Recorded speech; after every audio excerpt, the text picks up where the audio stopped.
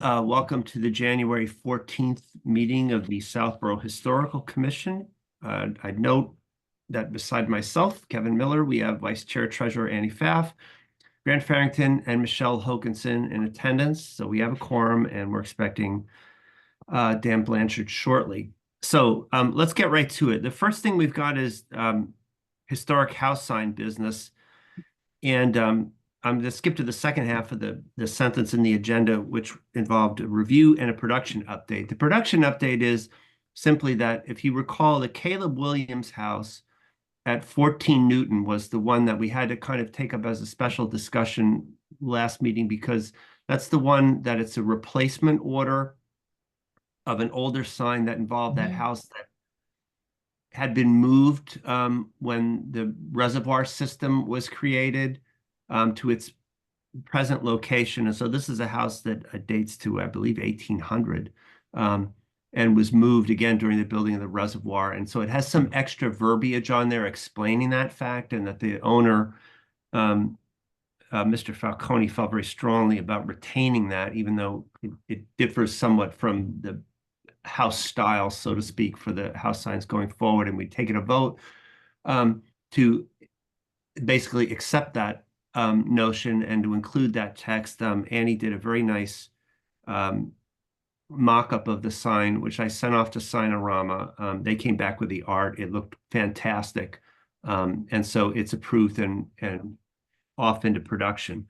And then since our last meeting, I've heard two requests for house signs. One, we're going to have to well, let me get to the one that's the easy one first, and that's the one that I sent you the Macris report on along with the agenda, and that would be the G.W. Lewis house at 2 Bridge Street.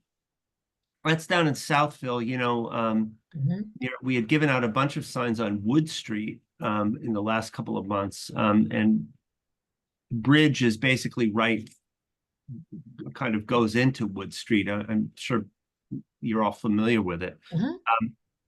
So this was a house that was there's an individual report on the house in the Macris. It's also mentioned or inventoried in the Southville area report. It's a Greek revival with some Italianate elements, circa 1850. I would note that the Patriot Properties also listed as 1850, which is actually reassuring, because I want to screen share with you for a second, because, and not unusual, there's a little bit of a mild discrepancy in some of the reporting. So here, for instance, this is the report, the individual report on the house. And you notice the cover page, which I is really the up-to-date version, listed as circa 1850. That's a photo that's fairly accurate to the. This house is at the corner of Cedar Street and Bridge Street, and the Bridge Street Bridge wasn't built until 1900, and so the orientation of the house is actually the original front doors faces Cedar, even though it's now numbered as 2 Bridge Street. If you follow, you're looking at it from kind of the junction of Bridge, Wood, and Cedar. That's roughly looking north in that particular photo. But it's listed on the cover as circa 1850. And just in case any of you are wondering, you see that in pencil on the handwritten report, which goes back to the 70s. It's circa 1880. That's unquestionably a typo. You see, like, for instance, here that the architectural reason for inventorying is pre-1870. Well, how is it circa 1880? And then if you look at the other houses in the area, it supports, and here it is appearing on an 1870 atlas. So clearly the 1880 date is basically a transcription error in that box. The Southville area report is circa 1850. The printed cover sheet has it circa 1850, and again, the Southville report has it circa 1850. And I'm based on the house itself, I'm quite confident that in fact that is correct. I don't really think there's any question about it. And the other thing I would show you, if you just want to see this, is that this is the Bridge Street side of the house. And it's very much, it's a really beautiful house, quite cute and very much intact. And unfortunately, this Google Street View, there's a lot of vegetation. I was down there recently, and you get a much better view of the house, of course, in the winter when the leaves are off the trees and stuff. But this is the front, actually, the original front door. You can see a bit of it on the Cedar Street side. And it's interesting because this property has basically, now if I turn around this way, this would be going almost due south. That's Wood Street, where we actually awarded it, and again, I think 3 signs in the last several months. So word has gotten out around this part of town. You see, this house is kind of interesting because it has this, I believe this barn is a 19th century addition. It's rather oddly sort of, but in a way that I'm sure suited its utilitarian purpose at the time, was added onto the back of the house.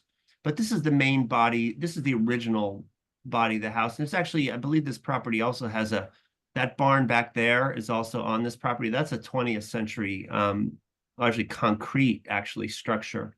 But this, again, the barn, which is not particularly relevant to our discussion, is added on to the back there. So it's a really, again, I've been down here several times over the last few months, and it's a really lovely house, well cared for. It clearly qualifies in terms of date, and it has retained happily, it's the key elements, those gables there, those wonderful brackets and all that kind of stuff. So this is, for me, is an easy one, but I just want to go around and get anybody's thoughts. Annie, do you have thoughts on this one?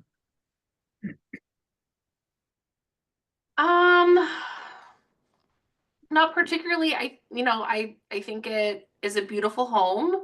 I love the character of the house. Yeah, that's my feedback. Okay. Grant? Pretty much the same for me. I think it clearly qualifies, I would say. And if we were talking about dates, I would go with the circa 1850 to match everything on the Macris. But yeah, I think it's definitely deserving. Yeah, and by the way, I would say that the Wood Street houses that are just further down the street, as you look at it in this photo, those are all circa 1840 to 1870. So it comport, the 1850 date that appears several times in the Macris really comports with the time of this neighborhood was constructed. Michelle, anything? No, I agree. I think that this fits all the criteria for the signs, and again, the date is probably wrong, so 1850. That's what you're thinking? Yeah. So I would make a motion that we approve a historic house sign for the G.W. Lewis House at 2 Bridge Street with the date on the sign of circa 1850, which is again what appears in the Macris area report for Southville and the type portion of the written report, individual report for the house. So motion is to approve G.W. Lewis House, 2 Bridge Street. You want to make it, Grant? Go ahead. Oh, sorry. I think you said I would propose a motion. So moved. Second. Great. So motion made by Grant, seconded by Annie. Roll call vote. Miller's aye. Annie? Yes, and I will just add, I probably can have the artwork done by the end of this meeting if we want to circle back to take a peek at it. Happy to do that because the Signorama people are waiting. Actually, okay. I asked they would like to do the Caleb Williams house and this one together. It helps their production. So thank you. Yeah. So where were we? Miller said aye, Annie said aye, Grant, Aye. Michelle, Yes. 4-0, approved. Thank you very much. Now, we had one other request, and this is a little bit more tricky, and I'm just going to give as quickly as I can a little bit of insight on where I'm at with this. I've actually spent a lot of time trying to get to the bottom of this one. The request is for you see it right there, that's the MacRidge individual coverage on this house. It's the CB Wilson house at 24 East Main Street. This is sort of a vernacular building with a circa 1890 date. And the challenge with this one is it's a very beautiful house. It's really nicely maintained. I can give you, I don't have the street view pulled up on this. But here's the challenge with this one. The individual MacRidge report lists it as, again, CB Wilson House, 24 East Main, circa 1890. And you know, gives a listing of an 1898 Atlas listing as the owner of CB Wilson. Now, 1898, of course, is almost 20 years, or 10 years, I'm sorry, it's 8 years, 8 to 10 years post-construction. I'm not sure CB Wilson is the original owner. And one of the challenges is that in the area MacRidge report on East Southborough Center,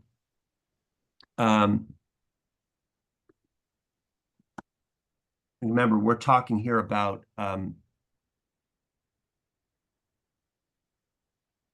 24 East Main. When you look, this is the inventory that appears in the area report. And at 24 East Main, it lists it as having no name, one of those, circa 1890. And then it lists Charles B. Wilson House as 26 East Main, which is, that house is extant and is next door, a little bit further to the east. So the challenge for me is that in the individual report, again, 24, which is the subject house, is listed as CB Wilson House. In the area report, it's not listed with a name, but 26 is listed as Charles B. Wilson House. In other words, CB Wilson House. So we have CB Wilson houses side by side, but a little bit of a discrepancy between area report and individual report. So, without belaboring this, I've spent, and my long-suffering better half has spent a good deal of time in this as well, on the Worcester Registry of Deeds site, doing a lot of that. Annie knows how painstaking these older homes are to research online. Anyway, we spent a lot of time on this, and we're trying and think we've made some progress actually, but haven't resolved the issue yet. So I'd like to find out if Charles B. Wilson owned one house, perhaps owned both, perhaps was not the original owner of 24, and there was we've got a lead on a different builder. So with your indulgence, I'd just like to put this one aside for a month and come back to it in the interest of getting it as right as we possibly can, even though we're not, I mean, I've had a little trouble making contact with the owner of this house. So I'm trying to, I'd like to talk to them to see if they have anything they can help us with. Kevin, I have her cell number. She actually called me. Did she call you? Or did she email you? The applicant actually emailed me and included a cell phone number, which I called last week and left a message saying, you know, I'm working on this one. We want to do right by you, kind of thing. But I haven't heard back. So okay. She had originally called me, and I deferred her to the process that says to email you. Right.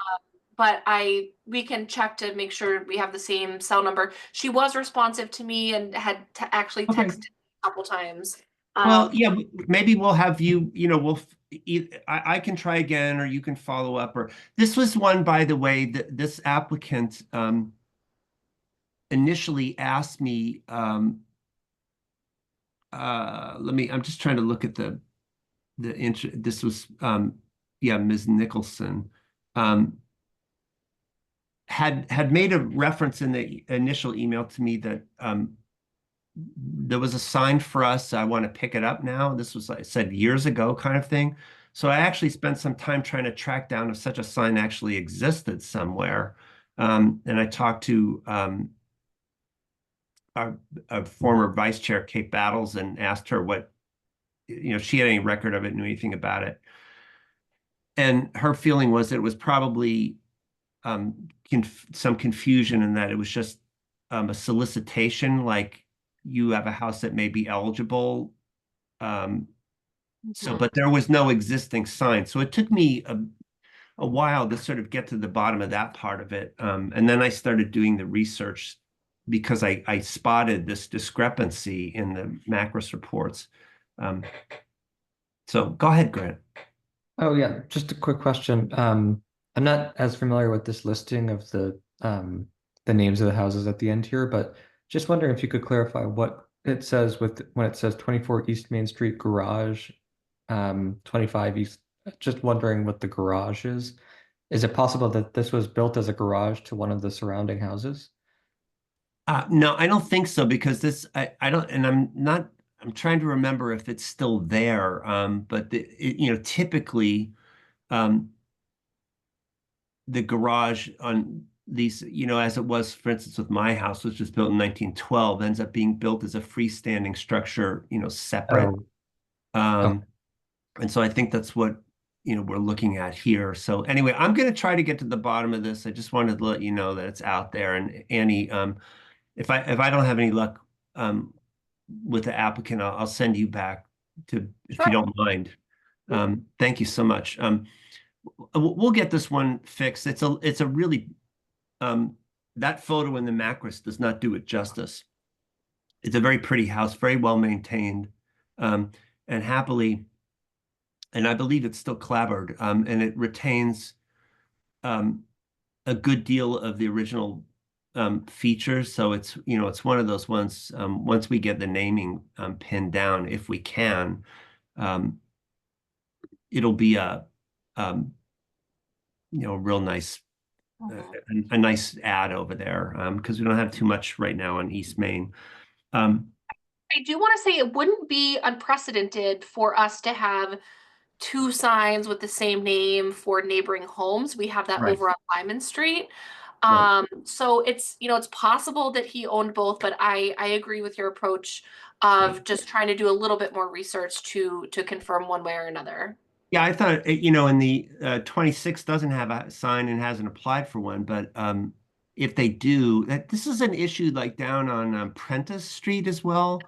They're similar, and what you find when you start digging, that sometimes it's the, 19th century equivalent of real estate speculators who, build several houses and, seriously, or they build it for family members. And, but I think it's worth, holding off a little bit and seeing if we can get some clarity. What you find, is that I have a lot of respect for the architectural historians that did the Macris inventory for Southborough. That's the Forbes Schuler duo. But the whole, as a whole, it's not without mistakes or discrepancies here and there. And what I often find, like I remember I was able to resolve that one over on, in the Brigham Pond area. What's the name of the street? It's eluding me at the moment. Ward. Yeah, thank you. For Mr. Fortin, and I was so delighted to get, but that was a lot of work. What you realize is that if it was easy, it would have been there. That's what I tell homeowners when there's like missing information. I'm like, if go for it. But if you, especially when they disagree with a date, you can get a better date kind of thing. But what you find out how hard it is. Anyway, the next item, number 3 is, unfortunately, this is something that I really wish Kelly were here for, because it was sort of driven by her interest. But let me put it out to you and tell you what's been going on. As one of our goals, going forward, and we had discussed this in a fairly casual way several times in the past, this idea of an oral history project where we would talk to particularly senior citizens in Southborough who may have spent, a lifetime here, about their lives and what they remember about Southborough and what was special about it to them and what's special about it now, but especially the things that obviously are well in the past and, we're afraid of losing forever. I think Sam Stivers had been a big advocate to me about this on several occasions. And I was quite interested in, I'm aware that there's a similar kind of project that the VA does, actually. I think it's called My Story or something like that, where they interview, veterans about their experiences and sort of record it and log it and upload it. And you can go on the VA's website and see some of that stuff. So I thought it was a great idea. And, with all the other million things we're trying to get done, it got a little, it just takes somebody to want to really take it and run with it. So Kelly reached out to me in December, indicating that she was really, really interested in pushing this forward and actually conducting interviews. And she's got some connections or background, I think with a son-in-law with video production, and stuff like that. It doesn't, this is not going to be a highly sophisticated filmed affair kind of thing. It can be done on an iPhone camera, just to record, sit down across from someone with a good story to tell about life in Southborough. I think I had mentioned you guys a couple times about, for some reason, I remember this conversation so well that I had chatting with Don Morris at one point about growing up, the Morris Funeral Home and playing in the townhouse in the basement where I think that he indicated there was a jail cell at one point, and or this game he and his friends used to play of trying to walk to the spa without going in the sun because there was so much tree cover along Main Street kind of thing, or playing baseball where a lot of St. Mark's buildings are now and all that kind of stuff. Really, really interesting stories. That's the kind of stories we want to get down, right? So Kelly came to me and said, listen, of course, she works for the building department, so she's in Corderville Hall every day. That's where the senior center is. And she said, I see those people all the time. I'm up and down, apparently, I'm right there. I think she believes that she, like on lunch hour or maybe before work or after work, can conduct these interviews right in the building. So wants to do that. And I said, well, I got to bring this to the full commission. But I was very enthusiastic. I'm like, great, you want to do it? Fantastic, and maybe, I personally don't have the bandwidth for this right now, but if I did, I would like to be involved myself and maybe down the road, do some of these too. And I thought maybe you guys might be interested in that as well as time permits. But Kelly is very keen on doing this and wanted to write up. And what she proposes is to record these videos, and all the details of this need to be worked out, and then to upload them to a historical commission, channel. YouTube channels are not that difficult to set up. To set up a historical commission, Southborough Historical Commission channel, where we would archive, tales of Southborough kind of thing, and have people that have been around town for 30, 40, 50, 60 years or more tell their story. So that was, and she wrote up and sent me a kind of draft announcement, which I've worked on myself, and I can bring up and show you because I have some refinements, and we can get into the nitty-gritty of maybe how this might work. But let me tell you the other half of what she was pitching to me, is because they do interlock. She's also interested in a kind of before, and this also it does correspond to things we've talked about, you know, as a group before, a kind of before and after photo project, where we ask people, let's say, who frequent the senior center as maybe a core or at least the point of departure for this project, for their old photos around Southborough of things, you know, that they might have in a box somewhere. You know, does anyone have nice photos of the Southborough Arms? You know, Michelle, you got some good stuff. There you go. You know, and so to get these photos, and I'm really interested in a project like this where there's specific locations, like, you know, I'm sure there are lots of photos floating around in people's basements around here of, like, let's say White's Corner 20, 30, 40, 50, 80 years ago, because I remember the way it used to be. It's not the way it is now. You know, I remember when the restaurant was, you know, and a White's Corner restaurant was there.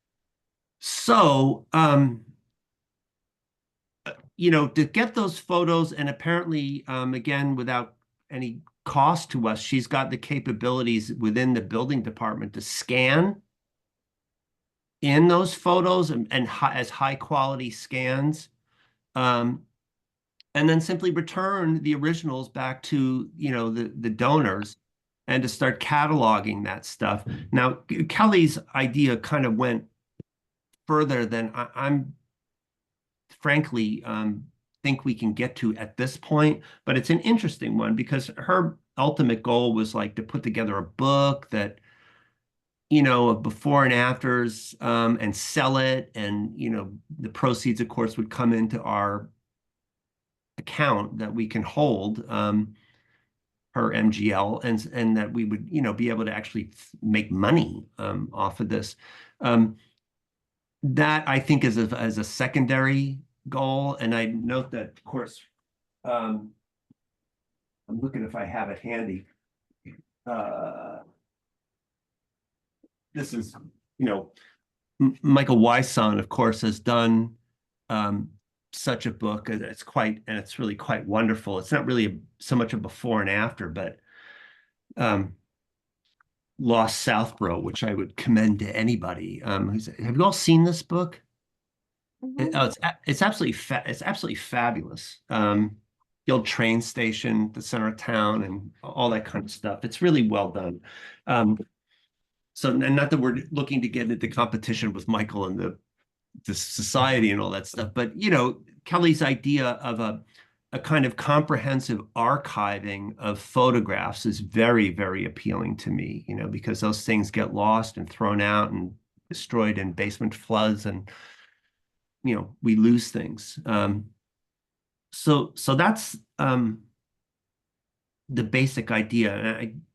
Do you guys have any thoughts on that, or initial feedback? I can show you the document that I, again, sort of worked on just to get the initial part of this rolling, but I'd like to get just a little, if you're in support of this, you like the idea or not.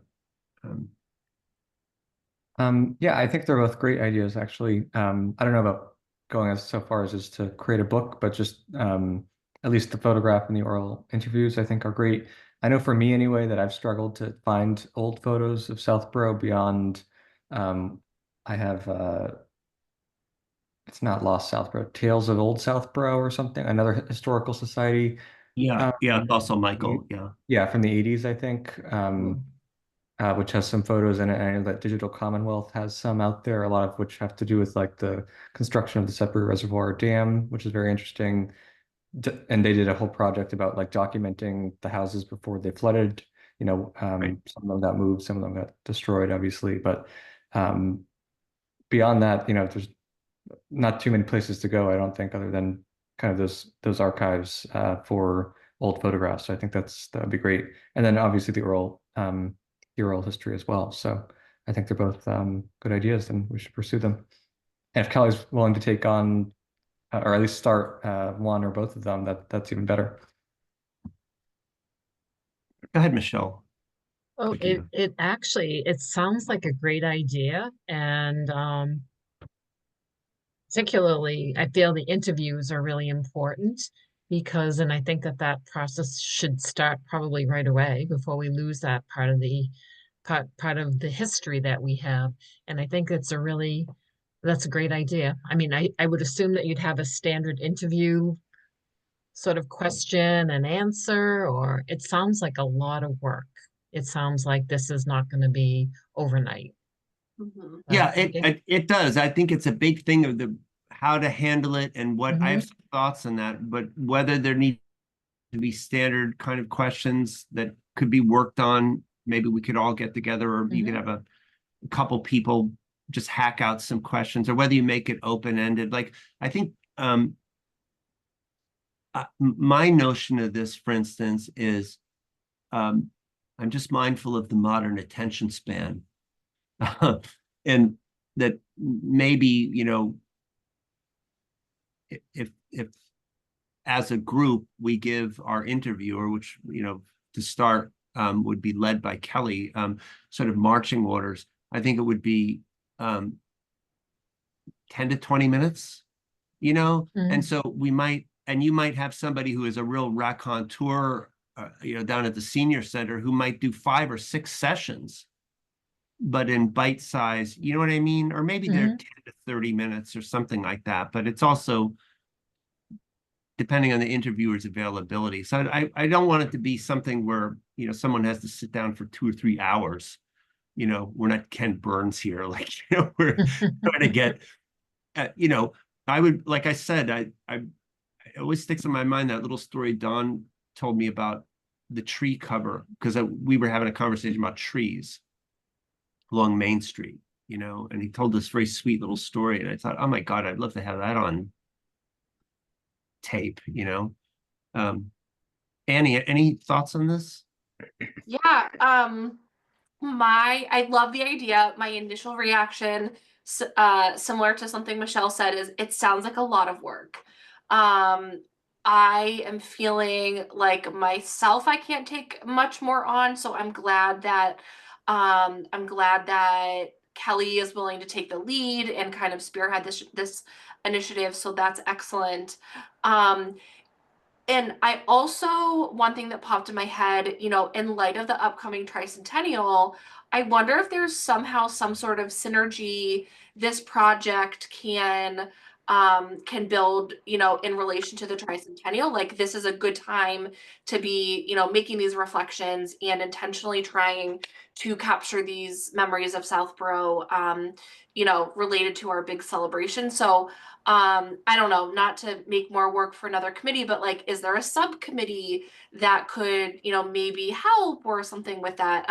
Obviously I would love Michelle's feedback on that, but just something that kind of popped into my head as I was listening. Annie, I think that that's a terrific idea. And we have our meeting tomorrow night. And one thing that I felt was initially, I mean, we've had all these subcommittees and all these great ideas. And I really feel that, an oral history would be very interesting. And I think that it should be part of the tricentennial. So I think that that's really something that perhaps we could both work on together. Yeah.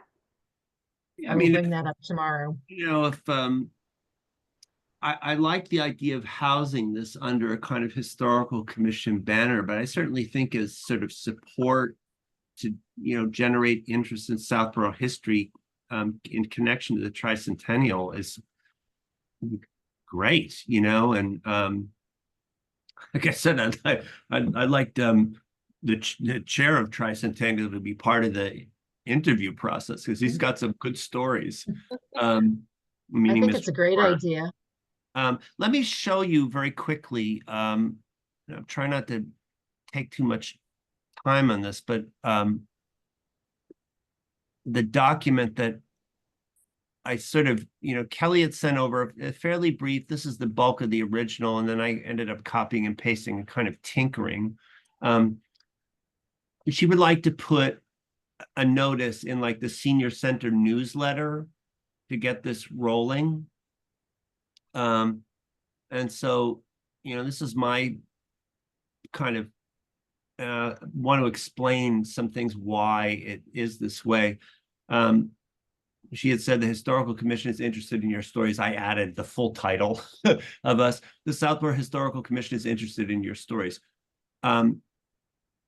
The commission would like to hold video interviews with longtime residents to help preserve your fondest memories of Southborough. The interviews would last 10 to 30 minutes.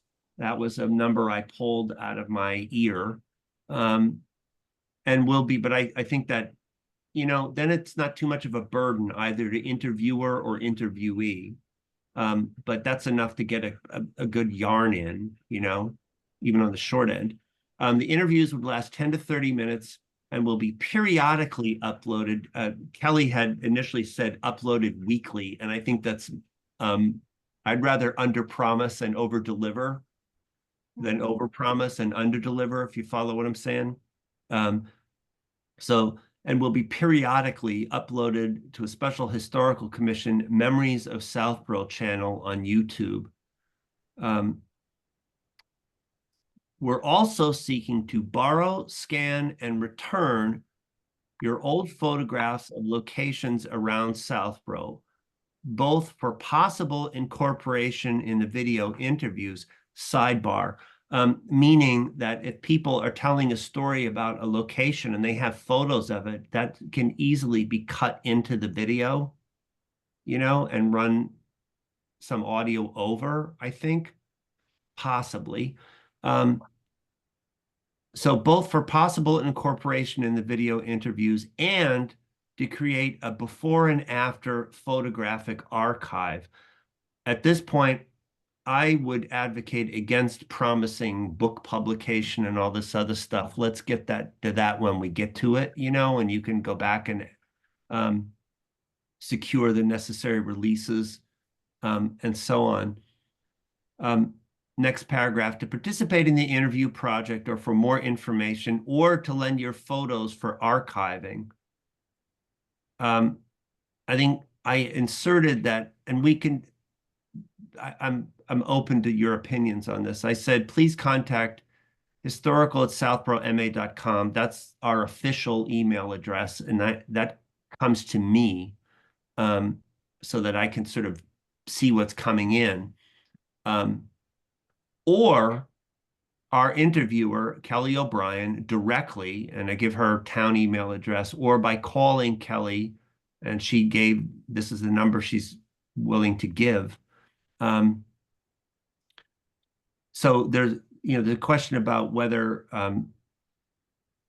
you as a group would like to see it all funneled through the commission address, and I just simply forward it along to Kelly, or if you're fine with just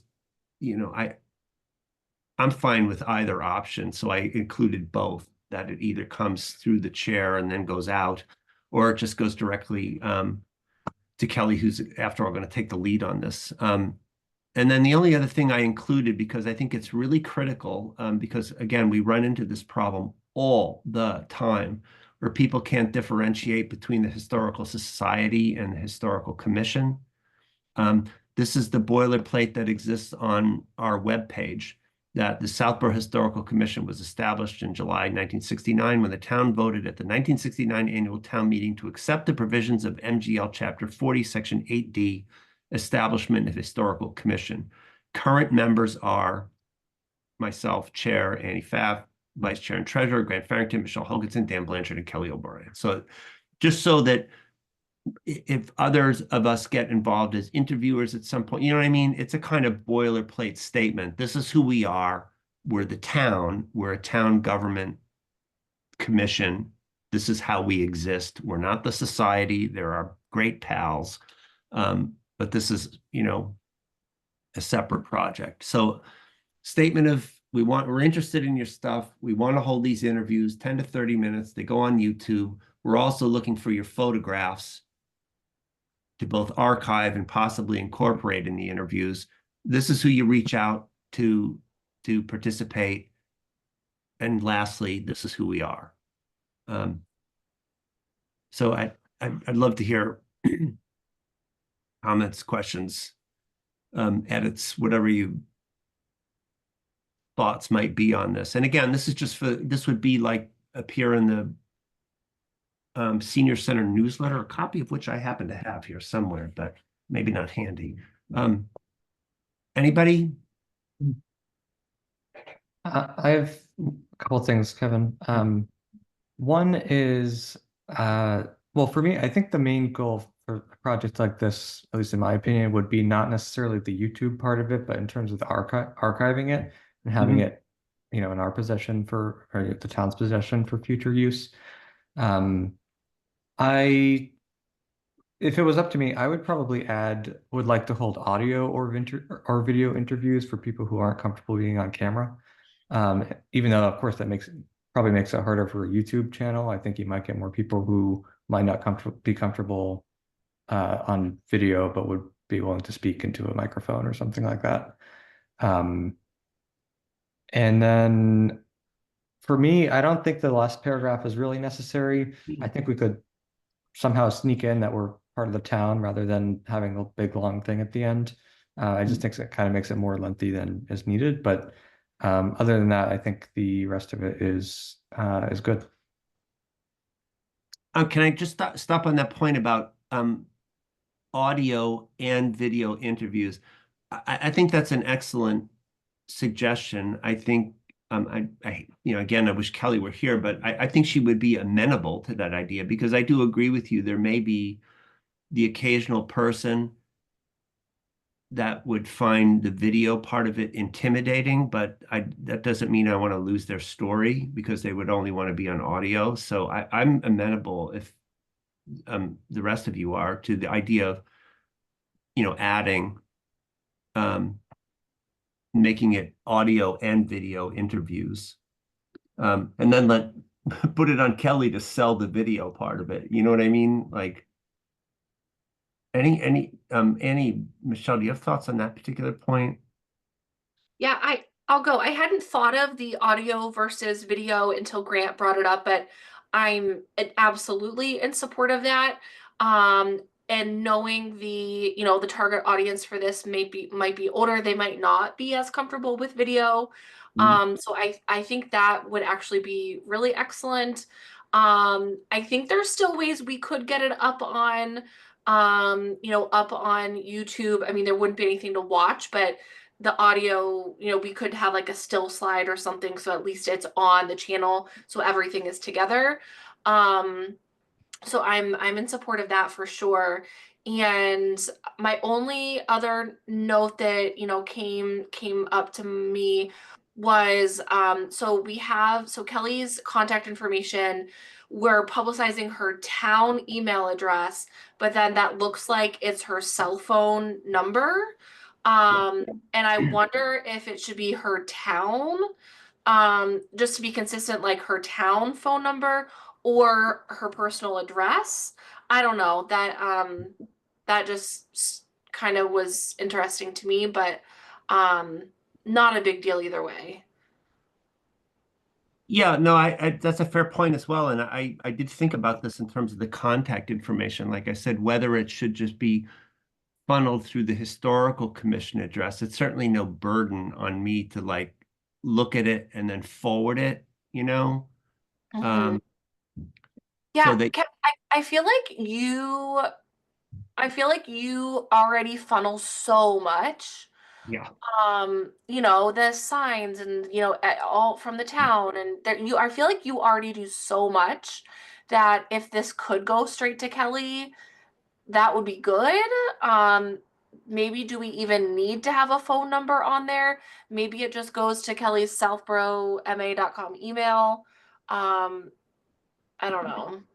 Yeah, no, that's fine. That's fine with me too. I mean, maybe again, I wonder about, certain Graphics, parts yeah. of that that Yeah. if they're some of the older folks, might be more comfortable picking up the phone, writing an that's- email, Yeah. that's so I'll put it to, maybe I don't know if Kelly's able to take those kind of calls at a work number or not. That's what I was thinking. She might have wanted it on her cell to Right. keep it separate. Yeah, we can. That's a minor detail we can definitely work out. But I'm perfectly, like, I don't have to be the conduit for this stuff. Especially Kelly's willing to step forward and take the lead on this. I'm happy to just say, okay, go. Go ahead, Michelle. So, I have a thought, and because it is at the senior center and maybe some people don't have full access to email, why not just have a place at the senior center where they can just put a card in and say, contact me? That's a very good point as well. Yeah. Like a fishbowl, put it, Yeah. they bagels laid out there. You want, Put your are you willing business to card do in there. are you willing to do an interview? Drop your phone Yeah. number and your name in the fishbowl, and she walks up the steps and grabs it once in a while. And yeah, no, that's a really good idea. Go ahead, Grant.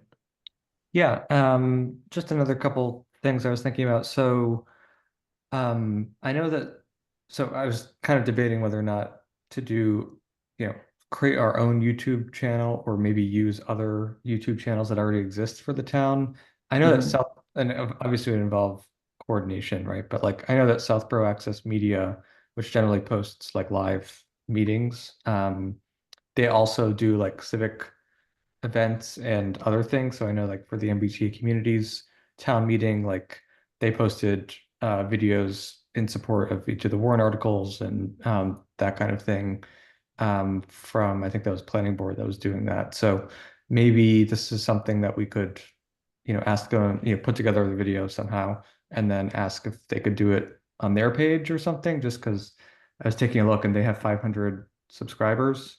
And like people know about it and go to it for videos. Whereas if we start our own YouTube page, like first of all, I think that's more work, and also um, I'm not sure about visibility versus like just asking the town to put it on the Access Media one. That's an interesting point. I don't know about sub channels. Like if you look at the SAM channel, which I am now on my other monitor, of course, what you see latest is, the school committee meeting, the select board meeting, planning board, ZBA, etc. You know what I mean? Like it's all basically civic meetings, special town meeting, planning board, Al Hamilton talking about regional dispatch, etc. I wonder, and of course this wouldn't be shot under the aegis of SAM, but it's an interesting point, like how, and I am far from being any kind of expert, in fact, not even an amateur, on the issue of, can a sub-channel be created that's, you know what I mean? The nests underneath as the historical commissions. Yeah, I don't know. The other part, I guess that I was thinking, like, if we were to go with Southborough or ask them if they would do is that they have like the TV channel too, right? Which I think some people Right. watch. Right. Often they'll just like recycle. It's not all live, right? They'll just play meetings or other videos and stuff throughout the day. So maybe, if you get on there, then you could get a wider audience or something like that. Now, yeah, and when you do, of course, like let's say on the SAM page, there's, you go to playlists, and of course, then it's coordinated by, there's a BOS playlist, ZBA playlist, planning playlist, Southborough Library, and Express Yourself playlist, something called Coffee Talk, which I confess I have not looked at, playlist. So yeah, I mean, maybe that,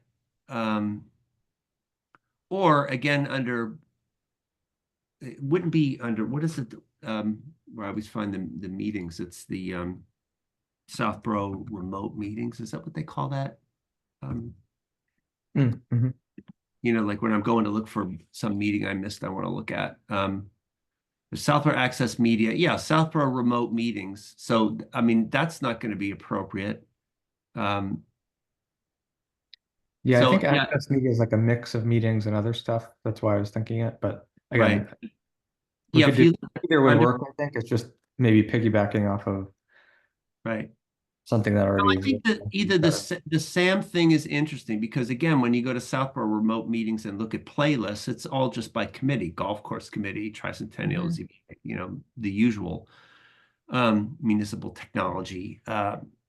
So it wouldn't reside there. We'd have to create either our own page or yeah, maybe it's a playlist under SAM, although again, the video's not being created under their aegis. Might not sit right with them or might involve complexity that we're not interested in. How about this? What I would propose, and again, we're a little bit hamstrung because Kelly's not here, but to ask Kelly to maybe reach out to the SAM people and see what they'd have to say about it. You know, whether maybe they're even willing to offer actually technical assistance that Kelly may or may not need. You follow what I'm saying? Like that may, you know, before we get over our skis too much. I know she's eager to get going, but it's a little bit of I think, but even if we come to fundamentally in agreement on the following, we like the idea. We want an audio option as well as video. That's B, right? We're in favor of the scanning the photographs. That's an easy one, it seems to me. And then we'll figure out later what we're going to do with all that stuff. But just to have it, I think is really important because it, you know, as Michelle sort of alluded to this, every day that goes by, you run the risk of losing stuff forever. And that if, you know, you're behind the project, I'm very much in support. When, you know, I met with Kelly, I was very enthusiastic and said, great, I'm so delighted you want to do this. Get ready, you know, because I think everyone else is going to like it too. So that seems to be the consensus here. And if we have to hold an announcement to the next meeting and think more specifically about, and I get Grant, like I get your point about it's a little bit, that last paragraph is a little bit, it's like a disclaimer at the end of a car commercial, you know, the kind of stuff you'd read really fast. Southborough Historical Commission was established in July of 1969, you know. Battery sold separately. Yeah, I'm just concerned, like I said, I run into this endlessly about the confusion between the commission and the society. And I think it's important for people to know what it is that we're doing and that, you know, we are an official town body. Sure. That can be done in some other way. So I can tinker with that. But maybe we should just table at the moment, but encourage, you know, Kelly to absolutely and I like Michelle's idea about, you know, for instance, the outreach that people maybe. I'd like to go back to Kelly and discuss that, for instance, about the phone number and all that, and to get maybe people who are interested just drop a card in a fishbowl, you know, or signal or sign up on a sheet that's hanging, you know, on the wall next to the bagels kind of thing down there and say, yeah, I'm willing to talk to you. I got some pictures. Give me a call and write your name and number down and we reach out to them. So is that all right? Is that the best, you know, kind of just put it aside for now, but know that we're pretty much, I think it's. Yeah, I mean, I would even go so far as to say, like, I think if Kelly if she knows people that she wants to interview already, or she's having those conversations, like, Go. I see no problem, like, go for it, you know, get started, Yeah. and then we can advertise it to get more people later. Yeah, I agree. Like, I don't see any reason that she can't go ahead and start this on her own, not on her own, but doing this right now. Yeah, I agree too. And I don't want to get bogged down on the verbiage of this, silly announcement, really. You know what I mean? Like, so, I just think in terms of the logistics about what we're going to do with it, we might want to give that more thought. yeah, I agree with you, even, about the channel. And this is why I backed off in my own version of her announcement. I didn't want to promise any books or publication or anything like that. I just want to get the photos and get that rolling. I'd like to get the interviews down. I'm not, I don't really. Your point, Grant, about Sam, I think is a good one, that they've already got 500 subscribers. I'd like to, the point A is to get them down and recorded so they're preserved, but the other point is to get them seen by people who are going to care about them, and to get hits, basically. So maybe the Sam option is better for us, but that needs to be investigated, obviously. So I will put Kelly onto it. Is those of you that are here, are you okay with, me saying, taking Grant's suggestion and saying, listen, if you want to go and informally start talking to people, go ahead? Because I don't really see any harm in that, to be honest with you. Can I just ask one question, Kevin? Sure. Yeah. So, does she already have like a standard thing, or is this just gonna be ad hoc? Do you have any idea? No, I don't think there is a script, so to speak. Okay. And that's something I think it merits us discussing, because I do think, it kind of plays into what I do for a living, is that, if you've got good prompts, you get good responses. Sometimes some people can just open up the floodgates and talk, but sometimes a good series of prompts is really helpful. Yeah, I also feel that if you can give the participant some questions to get their thoughts together before, it would be Right. it would flow better. Yeah, I think that's great. The more people talk, and the more I think about it in the moment, I think maybe let's pull this to our next meeting. I mean, I think we've made good progress in kind of thinking through some things, and some things have come up about the prompts, where this stuff is going to reside, and the method of contact, and the method of seeking the interest, and how the card and a sign-up sheet or whatever. But so I will bring this up to Kelly, and of course we'll all look at it when we get back together next month. Is that okay? And we'll move on. Everyone okay with that? Yeah. Great. All right. Thank you. And I'm sorry we couldn't get to a better a complete thought, but I think this is a good idea. And I'm very thankful for Kelly's interest in taking the lead. Chair's report. 21 Highland Future Use Committee. We met in November, December. There's not much doing. The commission's charge has been extended. And there's a lot that I expect to begin happening at the end of January and February. And we do hope to hold a public forum to seek, particularly my interest is in the desires of that area of town, what those folks, down in the, let's say, within a half-mile or mile radius of 21 Highland actually want out of that building, and how they feel about that building. But one thing that has come up is that I would like to see us, over the next couple of meetings,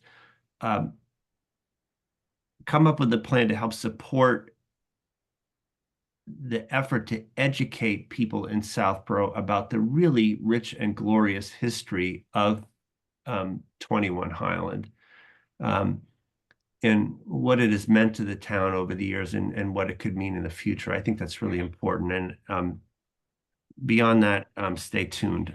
Cemeteries update. There was a meeting in December organized by Marguerite Landry of the Select Board that included Marguerite, DPW head Bill Cundiff, and Chris Leroy of DPW, myself, and Sally Waters. Marguerite felt strongly about having Sally involved in this because she's so, of course, doing work for us and knowledgeable about conditions in the old burial ground. And the subject of this meeting was cemeteries, both the rural cemetery and the OBG, and oversight, and how to make sure things, particularly in the old burial ground, are tended to. This has been a kind of chronic problem in terms of tree trimming, damage to headstones, broken headstones, volunteer growth, that, you know, some Norway maple comes up or some bittersweet starts growing up around a headstone and actually starts to move the stone. Who's got the authority to take it away? What's the reporting process? How do we make sure that the stones are maintained? And all kinds of ancillary issues involving that.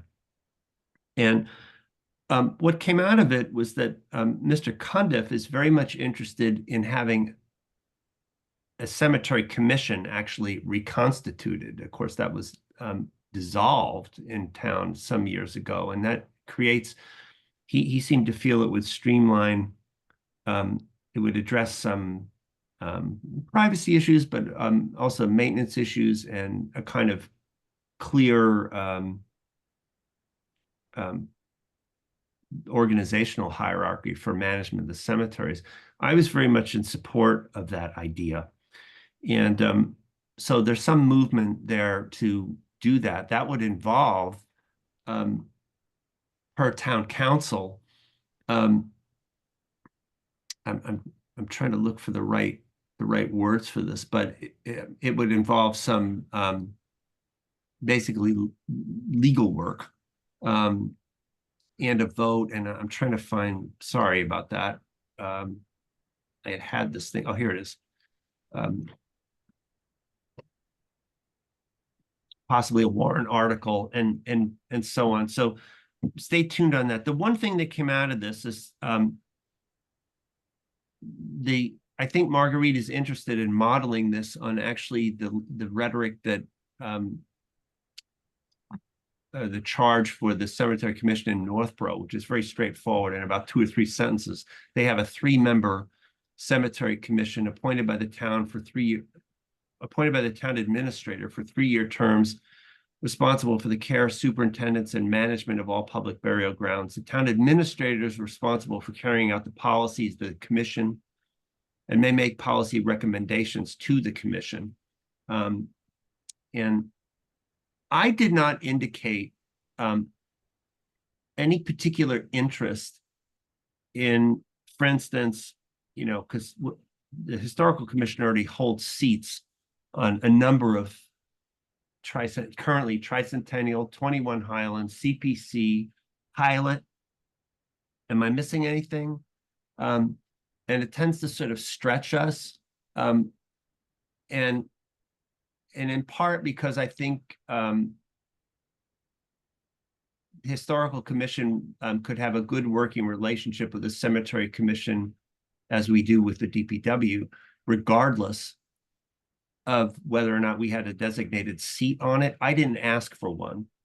And I just wanted to, but I did want to put that to you to see if you felt strongly that we should be asking for a seat on the Cemetery Commission. I'm willing to do it. I mean, meaning not to serve on it, but to ask for it. But I don't think we need it.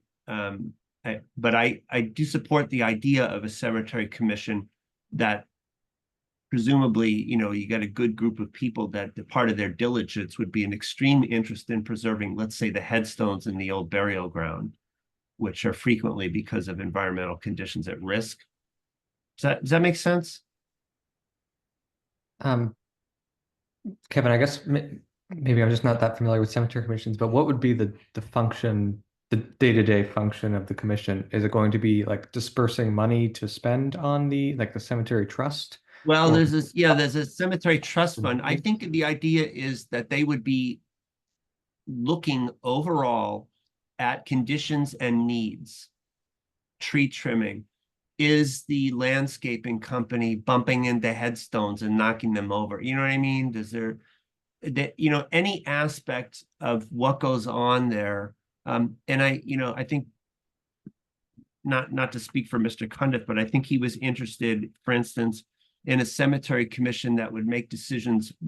Apparently, he's presented with some frequency with requests for waivers of rules.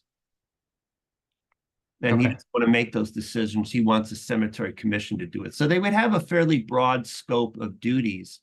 But I personally like the idea of, I know there's a movement to sort of reduce the number of boards and committees and the feeling of the kind of bloat, and it's hard to get volunteers and all that stuff. But I think some people that feel very passionately about the cemeteries and how important they are to the town. And for instance, we're going to run out of room in the rural soon. And it's not really being addressed. Yeah, so I mean, I guess, and again, it's kind of a new topic for me, but I think cemeteries are definitely historic assets in the town, but if it's going to be more in terms of maintenance and vision for the cemetery rather than preserving what's there, then probably I would say we don't need a seat. But again, this is just kind of my hot take. Like I said, I think what we would certainly, certainly as chair and as a commission, we would be having some regular conversations with them. So I was satisfied with that. I didn't really feel the need to kind of say, oh, I want some power on this.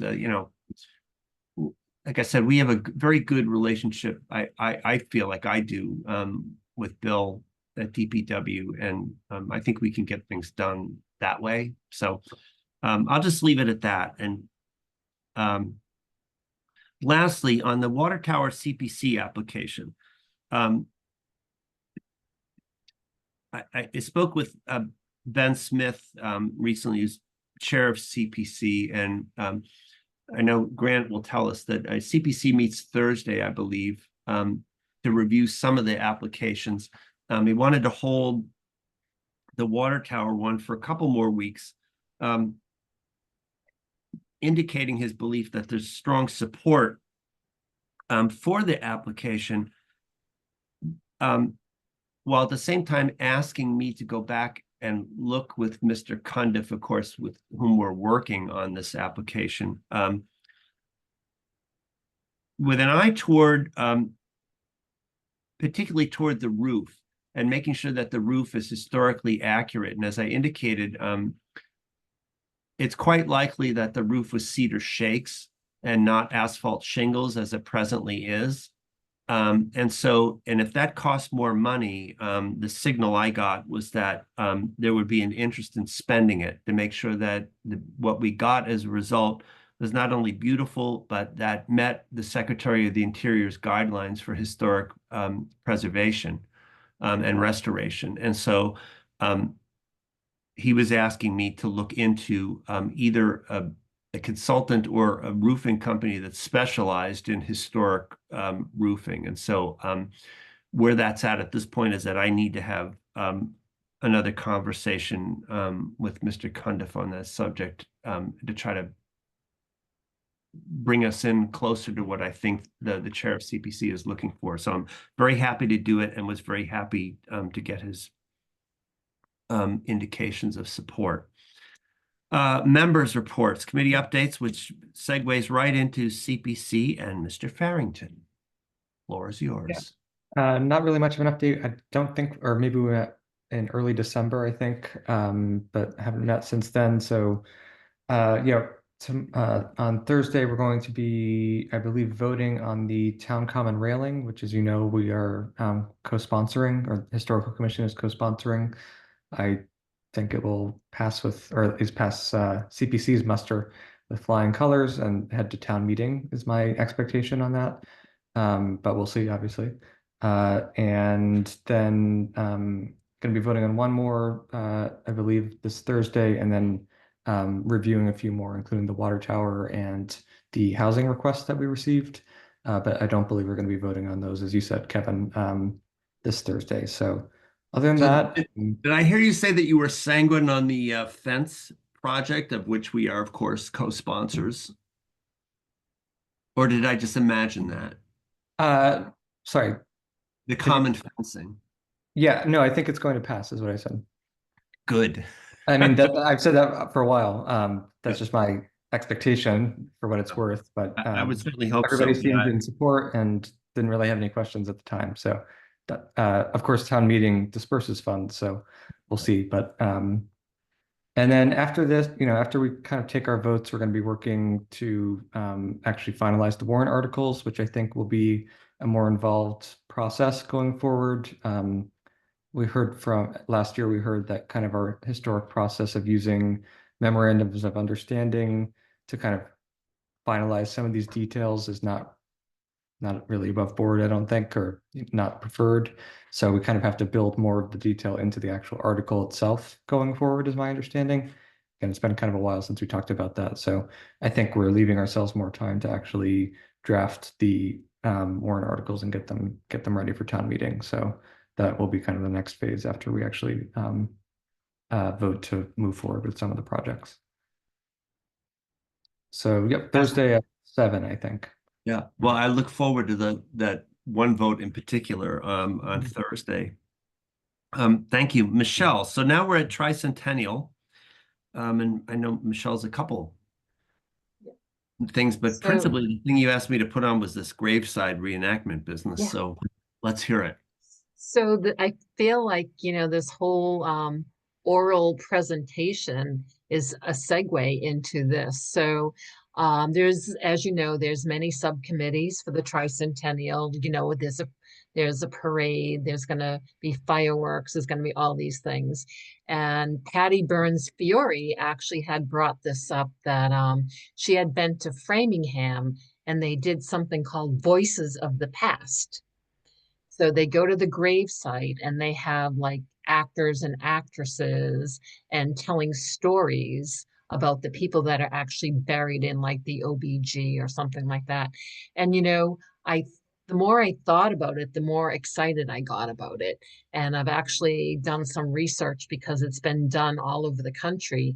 And then I contacted Sally Waters, who actually, her time is limited because she's in the process of, I think, selling a home in Florida or something like that. But she said that she would be a resource for us. She wouldn't be able to give us a lot of time. So then I talked to Patty and I thought, why don't we get Algonquin Drama Club involved in this? So, I've actually looked at a couple of Sally Waters articles and found some pretty interesting stories there. And I think that we as a commission, it would be a fun thing for us to be involved with with the tricentennial. So now we'll have Kelly's thing, which is the present, and then this is going to be like Voices of the Past, and it will be done.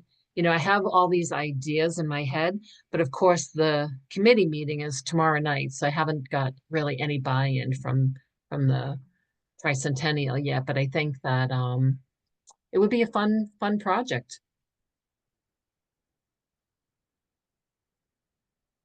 So You're on mute. muted. I like the idea. I when you were talking, I started to think about the poet Isabella Gardner, who's buried in the Burnett Burial Park. She's a very lovely No. headstone, and was, an interesting. Isabella Gardner? Yeah, not Isabella Stewart Gardner. This actually, Okay. Isabella Gardner was the great niece of Isabella Okay. Stewart Gardner, and as it happens, the cousin of Robert Lowell, the poet. Okay. But she was a poet in her own right, who died in like 1981, I believe, and is buried in the Burnett Burial Park. And I could just imagine a moment where Yeah. like somebody's reading her poetry at Yeah. the gravesite. One thing with that is we would have to get permission from St. Mark's. I feel that the other ones it'd be a no-brainer because they're owned by the town. And there's actually some pretty interesting people buried at the rural cemetery as well. So we'd sort of like have to figure out like have sort of like a carousel, like so for every 10 minutes people would move to another grave site and have these people, have people, guide them to the next grave site and have sort of like a meeting place. And I think it would be, You could have somebody, hey, at the rural cemetery, you could have someone at, the grave of Warner Oland, who played That's right. Charlie Chan in Yes. the, Yeah. movies, dozens Yeah. of movies, I mean, I think that I think we can really make it a fun event for the Yep. tricentennial and maybe even work something in with the voices of the present, Southborough present and past. Anyway, so I am going to have Andrew Dennington because I haven't reached out to Algonquin because I feel that I need to talk to the committee first. I mean, I'm sort of getting excited about it, but I'm going to ask him if he would help and maybe contact the drama club or the English club or the history club. And I mean, one thing that's a little bit tricky because it's the tricentennial and, you have kids that are juniors and seniors now that aren't going to be around for the tricentennial. So anyway, I have lots of ideas written down and I think that we as the historic commission could really, maybe be the guides or something like that. Yeah, this is something I think we can certainly support, going forward. As you firm up the plans, come back to us.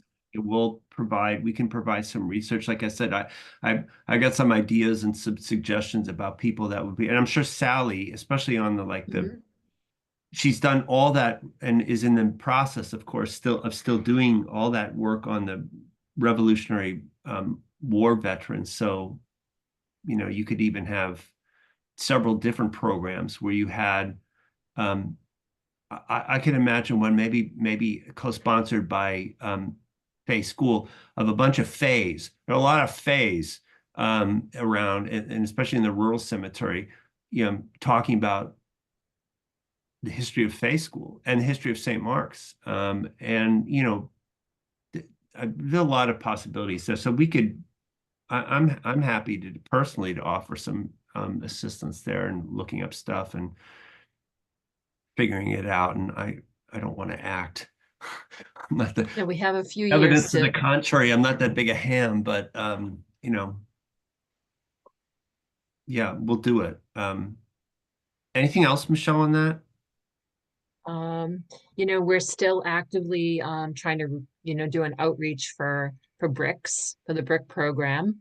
And I helped Patty with the spreadsheet last week. I think that we have something like 55 to 60 bricks sold, but we still have a lot of time. And, I actually was soliciting at the transfer station, trying to get email addresses and people just to sort of join in on different committees as well. Cool. Good. Well, How many are you aiming for in terms of the bricks? I think as many as they can. Oh, okay. Yeah. yeah, right. And it's fully tax deductible too. So if you know anyone who's interested, the website is there and the $300 is it's a full write-off.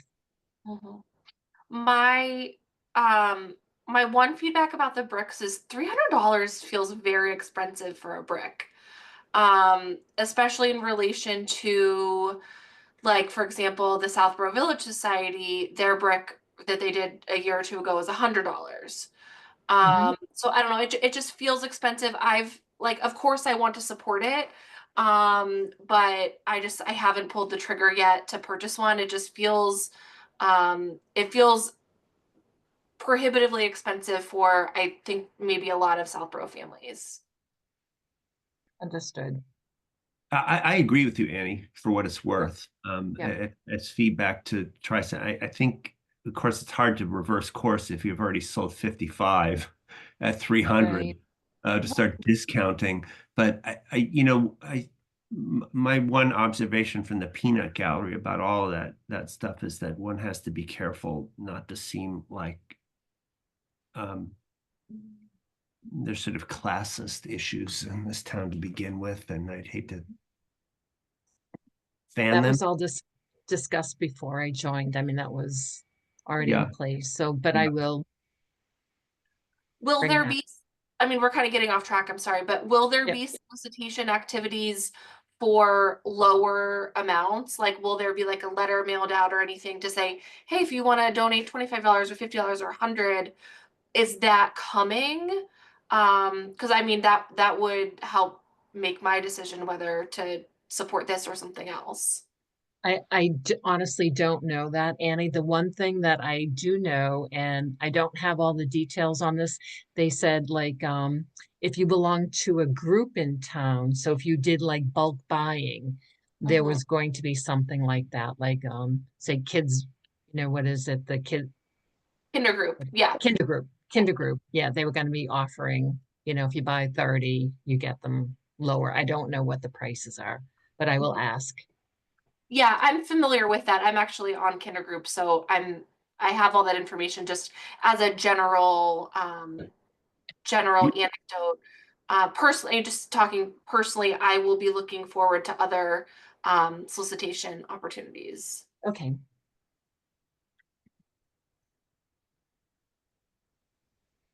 All set, Michelle? All set.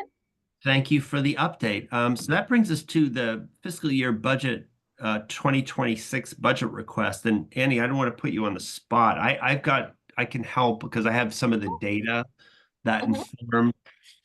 We had to put in a budget request. When was that, Annie? In December? I would say about a month ago. Yeah, we had, it was right after our last meeting. And we had talked about it a little bit and we had to, put something forward. It was kind of like if we don't put it forward, we would get no money. So Kevin and I connected offline and Kevin, I'll just share a little bit and then you can take over if that's okay. Sure. So where we landed was a budget request of $4,250, which is a substantive increase from, where we're at this year with $1,000, but certainly not unprecedented. So just looking back several years, actually from FY17 to FY19, our historical commission budget was $3,500 a year. And then we had pulled back for a couple years, between, then and now. And so, accounting for inflation and everything, it's actually probably, about status quo with where we were back in FY17 to FY19. So a couple of the projects that we had anticipated this budget would go towards, we don't have specific numbers for these projects, but at Kevin's suggestion, these were some things that he thought we could support. Signage for the old burial ground, pole and mounting for the Parkerville Bridge abutment, possibly remaking the Common Street signs, and of course, continuing with the historic house sign program after this year's very successful relaunch. We are getting donations in for that too. So, we felt that this was, appropriate for, going forward with our ambitious goals and hoping to ramp up activity in a number of areas. Beautifully said by our worthy vice chair and treasurer. I'm not known for being good with words. that was spot on, and just the kind of repetition intensifies it. Again, it's worth noting that, as Andy said, in fiscal 2017 the budget was 3,500. In 2018 it was 3,500. In 2019 it was 3,500. And then 2,520, 2,500 in fiscal 21. In fiscal 22, 3,362. And then because of COVID, we were underspending and sending money back. And, in retrospect, that first budget cut in fiscal 23, which was down to $1,000. I wasn't the chair then, but I I think I was vice chair then or something. I wish I had put up we had sort of thought, because strategically, of course, what it does is then in fiscal 24, we had $1,000. In fiscal 25, we had $1,000. And it's because of the COVID stuff and how the sign program got derailed. But the problem is, when you then voluntarily, basically, and then, we were trying to budget, show in a way a certain kind of solidarity with the belt tightening that the town was engaged in trying to do, let's say for fiscal 23 and 24. The problem is then when you come back and we're just trying to get, as Annie points out, I ran this through like an inflation calculator and we're still below, you know what I mean? The inflation adjusted, let's say 3,500 of fiscal 19, to ask for 4225 in fiscal 26, it puts us within calling distance, but still under in real dollars what we had in fiscal 19. So, Annie and I agreed that we were trying to get back to roughly what we had in 17, 18, and 19, because we've got some things to spend it on this time. For that Parkerville sign, we need to get mounted and altered and a pole and all that. Possibly remaking one of those common street signs, which appears to be lost forever, and doing something about this veteran sign in the OBG. So that alone is going to blow through that money. And I would note also that this amounts to 41 cents per capita to save the history of this town.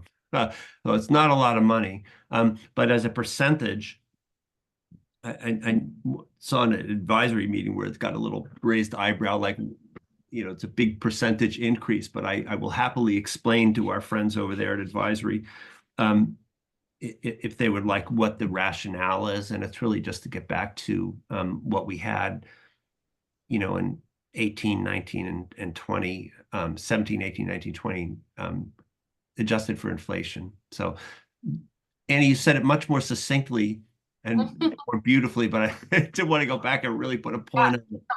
It's good. Yeah. I will say from here on out, what happens is advisory and the select board, formally review, if they, they could challenge it, they could ask us to, explain, we have explained, what we would spend it on, but challenge that and ask, provide more detail, and, make our case for why we really want and deserve the money. So that may or may not come. It kind of depends on, their stance and how they see it, which is to be determined. Hopefully we would have some feedback by our next meeting, but I'm not exactly sure of the timeline. And then, after they vote on it, then, it would go to town meeting.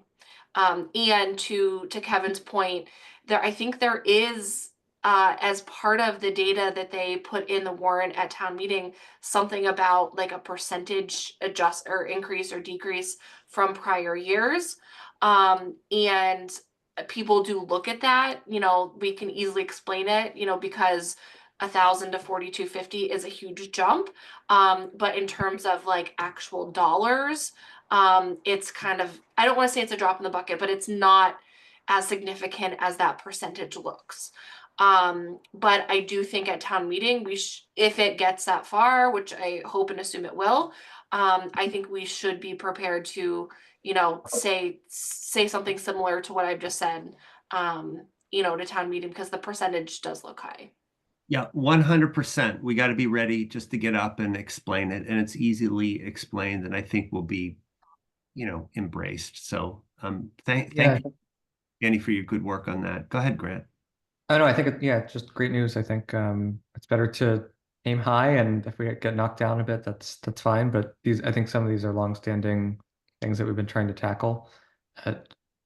Maybe we can mention that we haven't installed the sign at the Parkerville abutment there for 20 plus years, and we're finally going to get it done this year. it's a good use of money, I think, and it should be.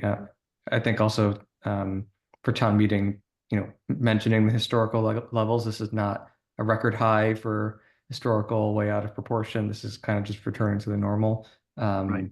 Will be. It's returning to post-COVID status quo, in fact, but and we have really time-sensitive reasons to spend this money prior to the tricentennial to get, these projects done. So, yeah, great. Thank you again, Annie. This is, I think, really good. I'm optimistic. So going on to the meeting minutes, I had looked at both November 4th and December 2nd and sent edits back to Grant, which he implemented and then sent out to everybody, right, Grant? Yep. So the question is, let's do these one at a time. Any edits for November 4th meeting minutes? I just have to say I dropped the ball and did not have a chance to review these. So I didn't even read through them, so I won't be able to provide any feedback. But you guys are welcome to vote without me. Okay, Michelle, anything? November 4th? Yes, I didn't notice any edited, anything that needed to be edited. And Okay, well, my apologies, by the way, on getting them out later. we're already in the soup on November's 24 meeting. hours should be sufficient. I dropped the ball, just not, I've been busy, so I'm sorry. But no, 24 hours is more than enough. Yeah, I think they're good, and so we can get out of the off the naughty list with the clerk's office. I'd really like to vote this one, November 4th. I'll make the motion to approve the minutes of November 4th as written by Faithful Grant. I second that. Okay, so motion made and seconded to approve the meeting minutes of November 4th. Roll call vote. Miller's aye. Annie? Abstain. Okay, Grant? Aye. Michelle? Yes. 301, Grant. Approved. Now, December 2nd, again, the one I mentioned this to you, Grant. I think the one question I had is, and I don't think we need to belabor this point, but some of the content, wonderful. I noticed some things with the bulleting and the numbering that felt like it, and I didn't want to, you know how you start messing with word stuff and then it all gets like kind of nuts. Do you want me to? Yeah, I can pull it up if you wanted to go and. Yeah, I'm going to take up a lot of time with this Okay. and make people miserable. But well, can you bring that up real quick? Sure. Yep. Just give me a second.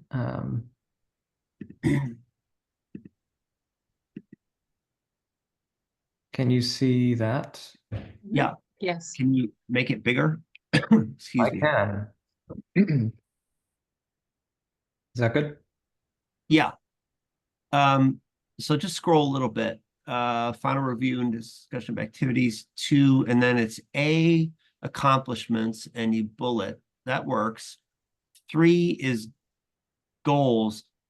See, goals should actually be B under, it should be 2B because it was activities and goals.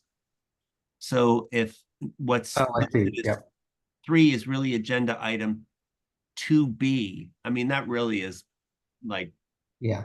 No, you're right though. And then just push everything over and kind Right. of. And yeah, Yeah. there's just a couple similar things like that. Again, not a word needs to change. I just think it was bulleting and bullets. You can do that, right? I can do, yeah. To be honest with you, I think it would, if we wanted to vote them tonight, we could say, like, I always format them a bit afterwards anyway to take the watermark off and everything. Okay. Yes. I So think we as could do that and just get the formatting. Yeah, as written, just to make sure the bullets align with the numbers and the ABC and all that stuff. And like I said, I go in and I try to do that stuff and I mess it up. Sure. So any other edits, substantive edits? Michelle, did you have anything? And Annie, you didn't get to look at these ones, right? Okay. If you guys are okay with it, again, this just keeps us up to date with the clerk. I would make a motion that we approve this December 2nd minutes as written, with the notation that Grant is going to adjust the bullets and numbering, but without materially altering the text as we're about to approve it. So moved. I second Second. it. Oh, Thank you, Michelle. Grant doesn't have to second his own minutes. Okay, roll call vote. Miller's aye. Annie, Abstain. Grant, aye. Michelle. Yes. Again, 301 to approve. Thank you, everybody, for that. Thank you. One other small item of business, which will fall under number 7 here, because this just came in this evening, about an hour before our meeting, is that Michael Wyson sent me a note indicating that he had donated a couple of framed town hall original architectural drawings to Mr. Haggerty in the clerk's office. And there's some discussion of that, which is great. And I thank Michael and the society for that. He also indicated that as they make their move out of Flag School over to Fayville Hall, he has quite a number of what he describes as very expensive archival storage boxes, which he says, which I thought you might make use of. We are moving our entire collection out of boxes into steel cabinets, and we'll have plenty of boxes to share if you have the need. And he also offers some of these to Jim Haggerty. I propose to wholeheartedly accept some archival boxes from Michael. He also, because we've been talking about space and for storage, and he also says to me, my offer stands to house anything you might wish with us as you grow your own separate collection. We'll have the space. Our rental fee, in quotes, will be simply sharing the digital scans of whatever paper you hold. My response to this would be, pending your approval, is that I'm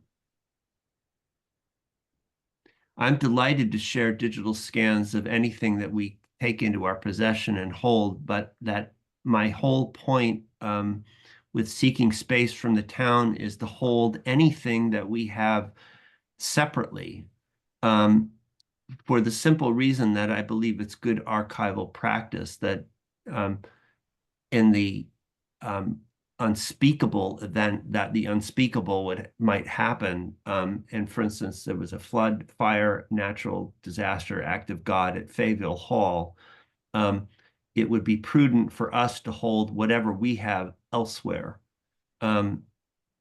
just as a matter of safety, obviously, and redundancy. So, you know what I mean? So that the only copies of, some yearbook from the old Peters High School, if the Historical Society owns a copy and the Historical Commission owns a copy, they ought not to be housed under the same roof, in my opinion. So,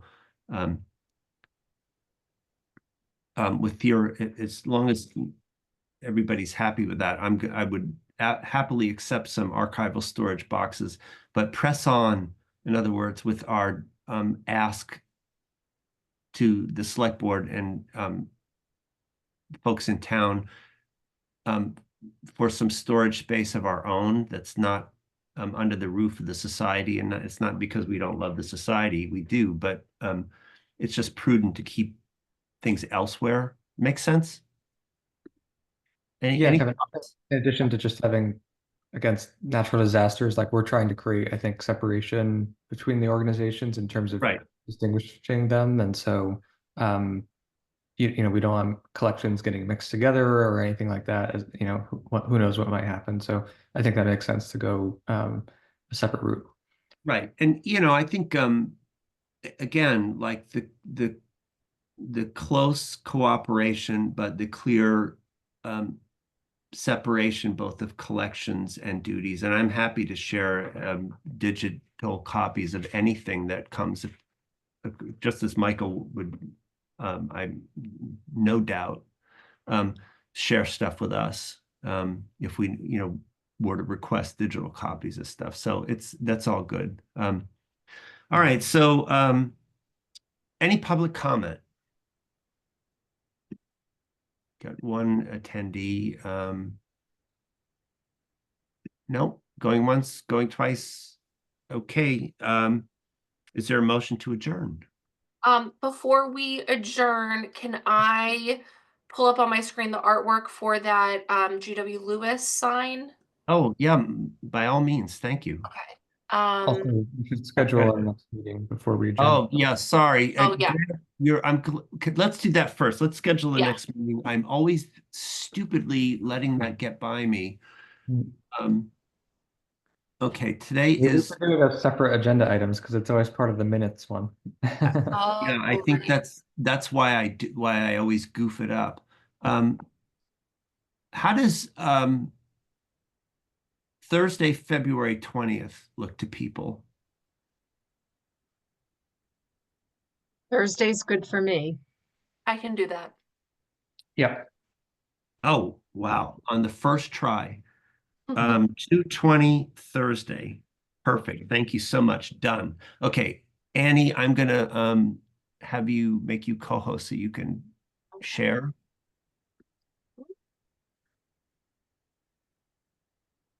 Oh, I have too many. I think I have too many screens open.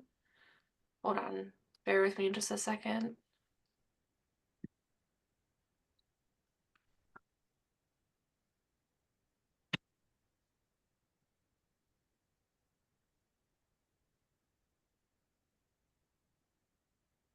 Okay, sorry, bear with me. Okay.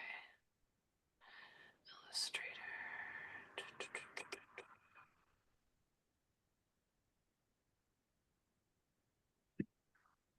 Oh, okay, here we go.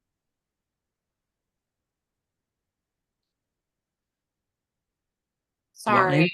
While Annie's doing that, I will say that I continue to get really nice feedback on the sign program. I heard actually from Mr. Fortin down on Ward Road, and he had put the sign up like the day after I took it over. I was really pleased. And I actually drove by and took a look. It does look really nice, like they look really super good. And I look for, there were a few that we've given out that haven't gone up yet for various reasons. Sometimes they're upper like story installations, and people I think are waiting for the warm weather to come back and their handyman or whatever. But those that have gone up look really good. So I don't think I'm gonna be able to share my screen because it is telling me I had to change my like permissions settings, and now it's saying in order to go into effect, I would have to leave the Zoom and come back on. But actually, Kevin, I think I emailed it to you earlier this week after you told me about it. So you may have it in your emails. Um, I actually didn't see it, but oh, okay. let me I can take a quick look, and I'm not in my. Annie, another option might be if you could link it to the tracker, maybe, then I could share my screen or something. Oh, what's the tracker? Oh, like the house sign spreadsheet that Oh, we. yes. Yeah. Absolutely. That's a good idea. Um, in fact, I think it might already be in there. Hold on. Oh, this is Actually, it wasn't. That's why I didn't. Bridge Street. Is that right? Oh, yeah, you're right. Okay, hold on. I'm so sorry to hold you guys up with this. Oh, good. It's a short meeting. Anyway. Yeah. Another one. I think this is like our third one running that we've had under, well, 2 so hours. far under Oh, 2 yeah. hours. I was actually a little bit disappointed because I thought I was going to bring this in under 90, but can't win them all. Under 3 is good in my book for the minutes anyway. Yeah. Longer meetings equal more words to type. Oh my gosh, I don't know what's wrong with me tonight. Now I'm trying to link it and it's not letting me paste the link. Did you send it to my town email? I replied to here. I'm just gonna re-forward it.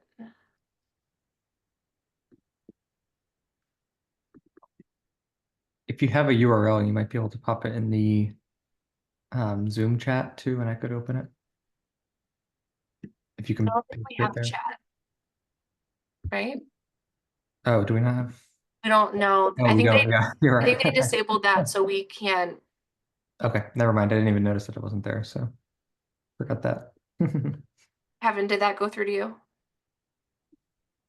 For some reason now I'm having trouble.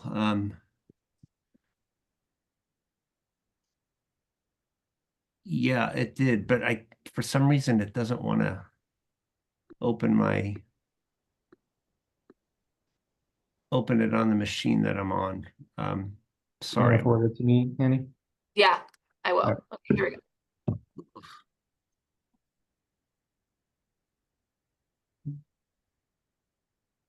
Maybe Zoom is taking over and breaking all of our computers. Yeah. again. I'm getting it now. Sorry. Okay. Come Outlook.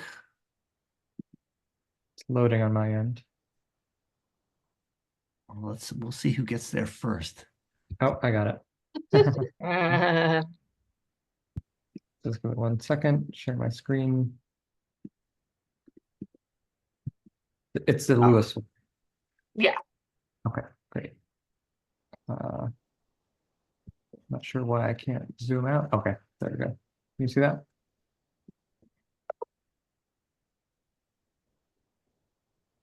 Looks good to me. Mm-hmm. That's great. Fantastic. So we're approved on this, and it looks great, Andy. I could send it over to our Sinorama friends and then get on this and Caleb Williams' house. Perfect. Very good. Awesome. Yeah, and we don't need to vote this, do we? I think we've already voted. I don't think so. Yeah, I but don't it think we have to looks vote on work. yeah, great. It looks great. Thank you so much. And we'll get this right off, and they'll get at it. Fantastic. Awesome. So now we can have the motion to adjourn. Thank you, Annie. Motion to adjourn. Second. There you go. That's it. That's the spirit. All right, roll call vote on the adjournment. Miller's aye. Annie. Yes. Grant. Yes. Michelle. Yes. Bingo. We are adjourned. Thank you very much, and good night, everyone. Good night. Great. Good night. Thanks, everyone. Good to Thank see you you. guys. Have a good one.